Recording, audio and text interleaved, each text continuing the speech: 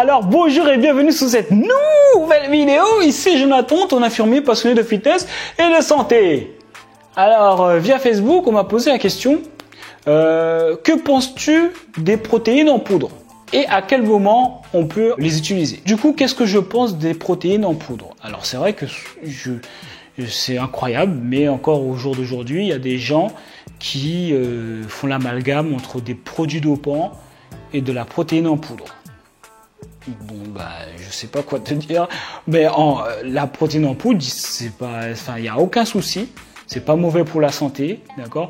En gros, pour faire simple, la protéine en poudre, c'est comme si c'était du lait en poudre, sans les glucides et les lipides. C'est tout, d'accord? Donc ça pose aucun souci de prendre des protéines en poudre, c'est pas mauvais pour la santé, c'est un complément alimentaire comme tant d'autres, comme des vitamines en gélule, comme tout ce que tu veux, l'oméga 3 en gélule. Enfin, c'est la même chose, c'est juste un complément alimentaire.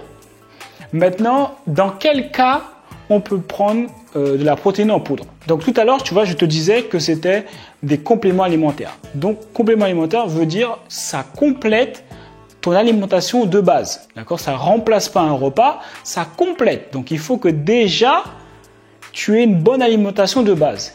Et ensuite, tu complètes cela avec un complément alimentaire. Ton apport protéiné doit être calculé avant de penser à rajouter des compléments alimentaires. Parce que ça se trouve, dans ton alimentation de la journée, tu as suffisamment d'apport protéiné. Tu vois, et tu n'en as pas forcément besoin. Le calcul qu'il faut faire, donc l'apport journalier, c'est entre 1,5 et 2 grammes kilo jour. Donc tu regardes ton poids, tu fais ton calcul, et en fonction du résultat que tu as, tu calcules après ton apport protéiné que tu as sur toute la journée.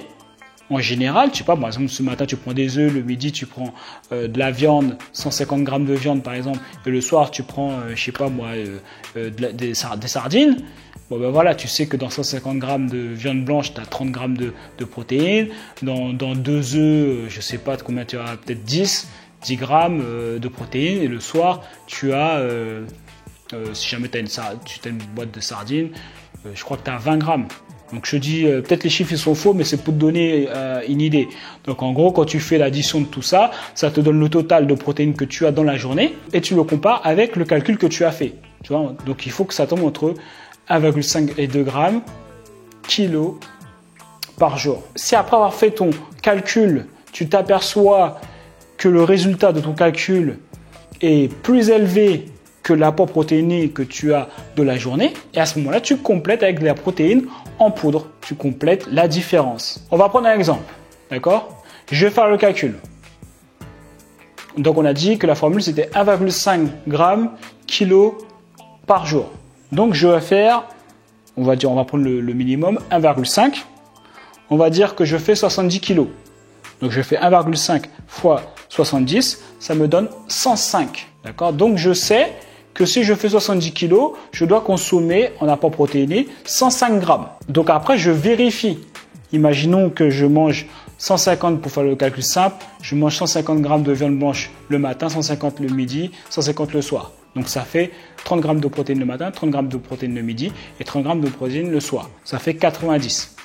D'accord? Donc, sur mon apport journalier, je m'aperçois que je mange en vérité 90 grammes de protéines.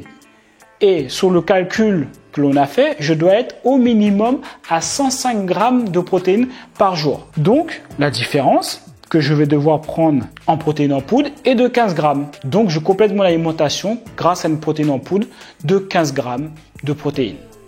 Voilà, c'est aussi simple que ça. Et cette démarche-là, elle est pour pouvoir prendre de la masse musculaire. Voilà, donc c'est le calcul pour avoir un apport protéiné suffisant pour pouvoir prendre de la masse musculaire ou pour pouvoir conserver le muscle lorsqu'on fait une perte de masse grasse. Ok? Donc voilà, j'espère que vous avez compris tout ce que j'ai dit, que c'était pas trop compliqué et que j'ai été surtout assez clair.